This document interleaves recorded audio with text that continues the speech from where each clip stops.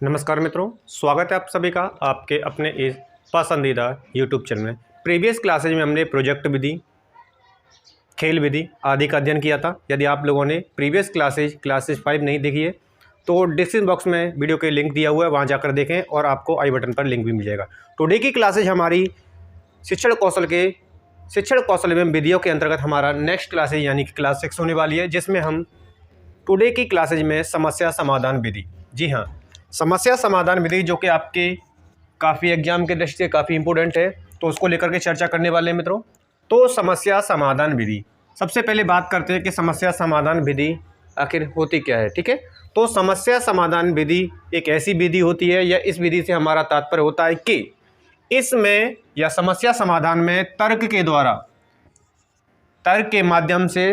द्वारा समस्या के समाधान करने की प्रक्रिया है। ये आपकी समस्या समाधान विधि कहलाती है। यानी कोई भी समस्या है उसको तर्क के माध्यम से समस्या का समाधान किया जाता है। इसी प्रक्रिया को समस्या समाधान विधि कहा जाता है। ठीक है, उसी के अंतर्गत यह जो विधि है एक वैज्ञानिक विधि है।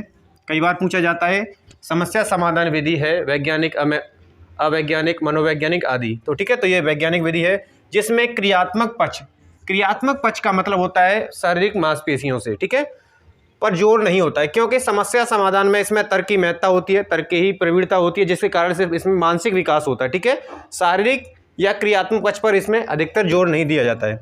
और इस विधि के माध्यम से, किस विधि के माध्यम से, समस्या समाधान विधि के माध्यम से बालक के अंतर्गत समस्याओं को व्यवस्थित रूप में रखने, उसको व्यवस्थित रूप से हल करने का विकास होता है, जिसके माध्यम से बालक आगे कंटिन्यू समस्याओं को सॉल्व करता हुआ चलता है। ठीक है, जब तक आप इसका स्क्रीनशॉट लीजिए, आगे कंटिन्यू करते हैं। ठीक है,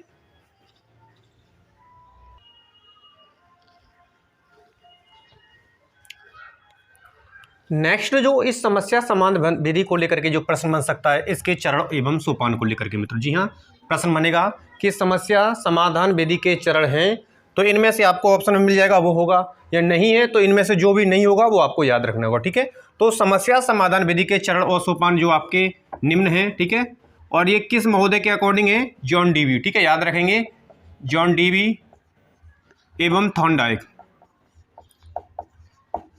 जॉन डीवी एवं थॉर्नडाइक के द्वारा समस्या समाधान विधि के चरणों की व्याख्या की गई थी। तो उन्हीं के अकॉर्डिंग जो पहला समस्या विधि का जो चरण है, समस्या का चयन करना, यानी सबसे पहले समस्या समाधान विधि में समस्या का चयन किया जाता है, आखिरकार समस्या है क्या उसका चयन करना।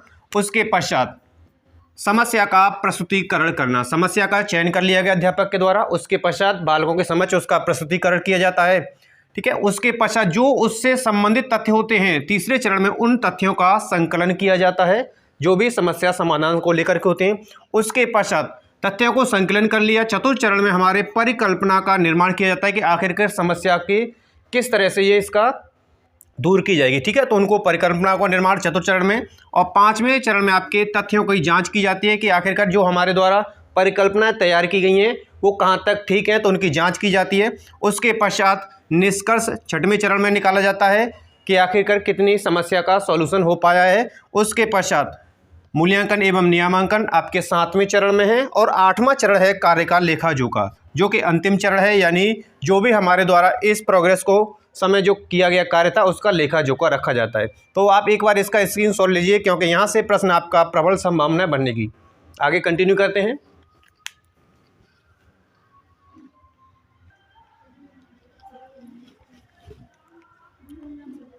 तो समस्या समाधान मॉडल को लेकर के, जी हाँ मित्रों, एक विद्यार्थी किस प्रकार समस्या का समाधान करता है, तो ये समस्या समाधान मॉडल है, जिससे आपको बेहतर तरीके से समझ पाएंगे कि समस्या का आखिरकार निराकरण किस प्रकार का होता है। तो सर्वप्रथम क्या किया जाता है, यानी बालक के समझ समस्या का प्रस्तुतिकरण किया जाता है, यानी आखिरकार समस्या क्या है, बालकों के समझ अध्यापक के द्वारा उसका प्रस्तुतिकरण किया जाता है।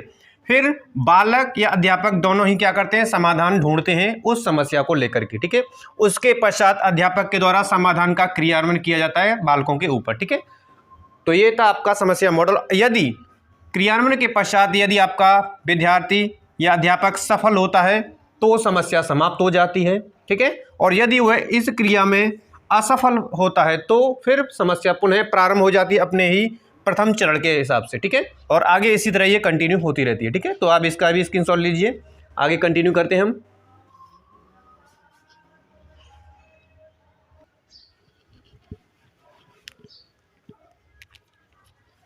नेक्स्ट है आपकी अभिक्रमित अनुदेशन विधि। अभिक्रमित अनुदेशन विधि को लेकर के, ठीक है, तो सबसे पहले चर्चा करेंगे इसकी। तो इस विधि को आधुनिक तथा प्रगतिशील शिक्षण की विधि माना जाता है। आपसे प्रश्न बनेगा कि आधुनिक या प्रगतिशील शिक्षण की विधि है, तो आपका जवाब आएगा सीधा अभिक्रमित अनुदेशन विधि। तो अभिक्रमित अनुदेशन विधि एक ऐसी विधि होती है जिसमें बिना शिक्षक की सहायता से, ठीक है, याद रखेंगे, बिना शिक्षक की सहायता से बालक स्वयं की गति से पाठ को या पाठ्य वस्तु को छोटे छोटे भागों में तोड़ करके स्वयं की गति के माध्यम से अधिगम करता हुआ सीखता है। ठीक है, याद रखेंगे, यानी बालक इसमें पाठ्य वस्तु को स्वगति से यानी स्वयं की गति से छोटे छोटे भागों में करके सीखता है, उसे अभिक्रमित अनुदेशन विधि कहते हैं। आगे यहाँ से प्रश्न बनेगा कि अभिक्रमित अनुदेशन के प्रकार होते हैं, तो आपका जवाब आ जाएगा अभिक्रमित अनुदेशन के प्रकार 4 होते हैं। कितने प्रकार होते हैं? 4 प्रकार होते हैं, जिसमें से हमारा पहला होता है रेखीय अभिक्रमित अनुदेशन। ठीक है, रेखीय अभिक्रमित अनुदेशन, इसको लेकर के जो प्रश्न बनता है, सबसे पहले इसके प्रवर्तक को लेकर के, तो इसके प्रवर्तक या जन्मदाता हैं आपके स्किनर महोदय। कौन है? स्किनर महोदय। और यहाँ से एक और जो प्रश्न बनता है कि इस विधि में या रेखीय अभिक्रमित अनुदेशन में बल दिया जाता है, तो इस विधि में या रेखीय अभिक्रमित अनुदेशन में पुनर्बलन पर, किस पर? पुनर्बलन पर जोर दिया जाता है या बल दिया जाता है। ठीक है, सेकंड है आपकी शाखीय अभिक्रमित अनुदेशन, इसके प्रवर्तक हैं नॉर्मन ए क्राउडर हैं। ठीक है, कई बार आपके एग्जाम में बना है कि शाखीय अभिक्रमित अनुदेशन के प्रवर्तक हैं, जन्मदाता हैं नॉर्मन क्राउडर। और शाखीय अभिक्रमित अनुदेशन विधि में जो बल दिया जाता है वह समस्या के निदान व उपचार पर बल दिया जाता है। सीधा सीधा प्रश्न बनेगा कि समस्या के निदान व उपचार पर बल दिया जाता है किस विधि में? ठीक है, तो आप याद रखेंगे शाखीय अभिक्रमित अनुदेशन विधि में। ठीक है, इसका जो तीसरा प्रकार है मैथेटिक्स अभिक्रमित अनुदेशन, मैथेटिक्स अभिक्रमित अनुदेशन। ठीक है, इसके प्रवर्तक गिलबर्ट महोदय हैं।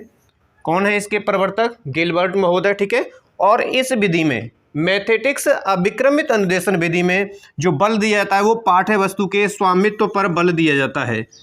ठीक है, पाठ्य वस्तु के स्वामित्व पर बल दिया जाता है, तो आपका जवाब आएगा मैथेटिक्स अभिक्रमित अनुदेशन विधि। ठीक है, और जो चतुर्थ प्रकार है इसका कंप्यूटर अभिक्रमित अनुदेशन, यह वर्तमान शिक्षा में नवाचार है जो जोड़ा गया इसमें। तो याद रखेंगे कितने प्रकार होते हैं? 4 प्रकार होते हैं। तो आप एक बार इसका स्क्रीनशॉट ले लीजिए, आगे कंटिन्यू करते हैं फिर।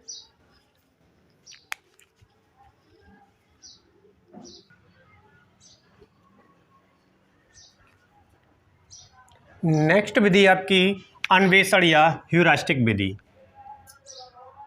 तो इसके बारे में सबसे पहले जानेंगे कि जो ह्यूरिस्टिक शब्द है, यानी ह्यूरिस्टिक अंग्रेजी का जो शब्द है वह जो ग्रीक भाषा के, किस भाषा के? ग्रीक भाषा के ह्यूरिस्टिका से लिया गया है। ठीक है, अंग्रेजी में इसको क्या कहते हैं? ह्यूरिस्टिक विधि भी कहते हैं। ठीक है, याद रखेंगे। तो ह्यूरिस्टिक जो शब्द है वो ग्रीक भाषा के ह्यूरिका से लिया गया है, याद रखेंगे। और इसके जनक या प्रतिपादक की बात करेंगे, कई बार आपके एग्जाम में बना है कि अन्वेषण विधि या ह्यूरिस्टिक विधि के जन्मदाता हैं, तो H.E. आर्मस्ट्रॉन्ग इसके जन्मदाता हैं। ठीक है, याद रखेंगे।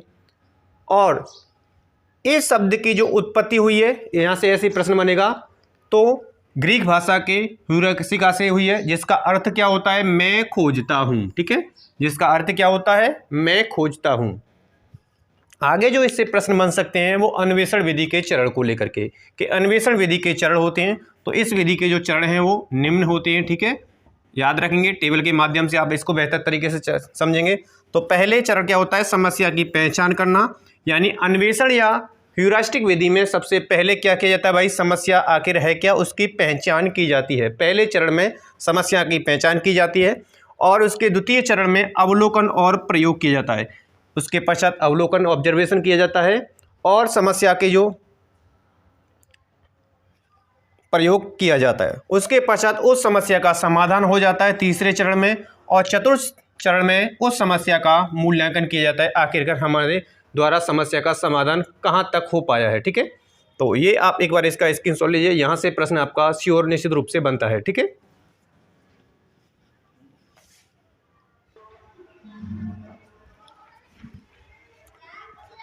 नेक्स्ट है आपकी मस्तिष्क उद्दीलन या ब्रेन स्टॉर्मिंग विधि। यहाँ से बहुत ज़्यादा ही प्रश्न बनते हैं। तो ब्रेन स्टॉर्मिंग या मस्तिष्क उद्दीलन विधि क्या होती है? तो इस विधि में छात्रों को अधिक से अधिक प्रोत्साहित किया जाता है, जिससे वे अपने मन को या मस्तिष्क को अधिक से अधिक उद्दीलित कर सकें, अपने विचारों को मन में जहन में ला सकें और दूसरे के सामने प्रस्तुत कर सकें। जब वो अपने मन के विचारों को दूसरे के सामने प्रस्तुत करते हैं तो उनके मनोविकारों के बारे में इस विधि से पता लगता है कि ये इसके विकार हैं। ठीक है, तो याद रखेंगे इसको। तो इस विधि का सबसे पहले प्रयोग किया गया था। यहाँ से जो प्रश्न बनेगा तो A.F. ऑक्सबोर्न महोदय के द्वारा सर्वप्रथम मस्तिष्क उद्दीलन या ब्रेन स्टॉर्मिंग विधि का प्रयोग किया गया था। ठीक है, और इस विधि के माध्यम से या इस विधि के द्वारा छात्रों में कल्पना शक्ति एवं सृजनात्मकता शक्ति का विकास होता है मस्तिष्क उद्दीलन विधि के माध्यम से। ठीक है, और यह जो विधि है तकनीकी सृजनात्मक पद्धति पर आधारित है या तकनीकी सृजनात्मक चिंतन पर आधारित है और जिसमें अपसारी चिंतन पर भी बल दिया जाता है। ठीक है, जिसमें किस पर बल दिया जाता है? अपसारी चिंतन पर बल दिया जाता है। नेक्स्ट आपका, इस विधि में छात्रों को अपने मस्तिष्क को अधिक से अधिक उद्दीलित करने के लिए मैंने कहा था प्रोत्साहित किया जाता है, जिससे वो अपने विचारों को दूसरे के सामने प्रस्तुत कर सकें। ठीक है, इस पर बल दिया जाता है कि बालक अधिक से अधिक अपने मन में विचारों को दूसरे के सामने प्रस्तुत करें। नेक्स्ट आपका इसका पॉइंट कि यह जो विधि होती है यह एक समस्या केंद्रित विधि होती है। तो मस्तिष्क उद्दीलन या ब्रेन स्टॉर्मिंग जो विधि होती है यह एक समस्या केंद्रित विधि होती है, जिसके द्वारा या जिसके माध्यम से बालक के ज्ञानात्मक पक्ष एवं भावात्मक पक्ष के उद्देश्यों की प्राप्ति की जाती है। एक बार इसका भी आप स्क्रीनशॉट ले लेंगे। आगे हम कंटिन्यू करते हैं।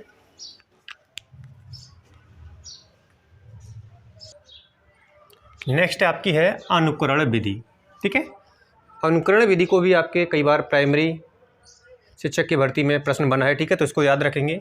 इस विधि में शिक्षक के द्वारा छात्रों को अनुकरण हेतु प्रेरित किया जाता है। ठीक है, क्योंकि जो बालक उस संवेदी काल में जो सीखता है वो एक दूसरे के यानी शिक्षक के अनुकरण के माध्यम से, परिवार के आदि सदस्यों के अनुकरण के माध्यम से सीखता है। तो ठीक है, तो याद रखेंगे। तो अधिक से अधिक क्या किया जाता है? छात्रों को अनुकरण हेतु प्रेरित किया जाता है अनुकरण विधि में। ठीक है, और जो बालक सीखते हैं अनुकरण के माध्यम से ही सीखते हैं। ठीक है, और इस विधि को लेकर के मिलर तथा डोलार्ड महोदय के द्वारा, ठीक है, मिलर तथा डोलार्ड महोदय के द्वारा 1941 में एक पुस्तक लिखी गई थी जिसका नाम था सोशल लर्निंग एंड इमिटेशन। यहाँ से प्रश्न बनेगा कि सोशल लर्निंग एंड इमिटेशन पुस्तक है, तो आपका जवाब आएगा मिलर तथा डोलार्ड महोदय के द्वारा। कब लिखी गई थी? 1941 में।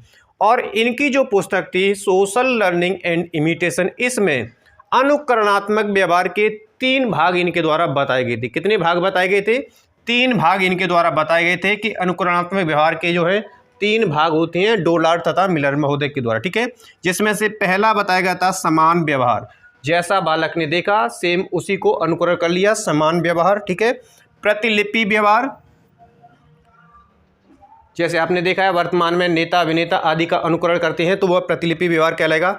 उसके पश्चात तीसरा आपका सम्मिलित आश्रित व्यवहार। ठीक है, तो ये तीनों जो अनुकरणात्मक व्यवहार के रूप बताए थे वो डोलार्ड तथा मिलर के द्वारा 1941 में अपनी पुस्तक सोशल लर्निंग एंड इमिटेशन में बताए थे। ठीक है, तो ये थी मित्रों आज की हमारी क्लासेज। आगे नेक्स्ट क्लासेज में कंटिन्यू करते हैं इसका अगला टॉपिक शिक्षण कौशल के अंतर्गत जो आएगा। ठीक है, तो आशा करते हैं टुडे की क्लासेज आपको पसंद आई होगी।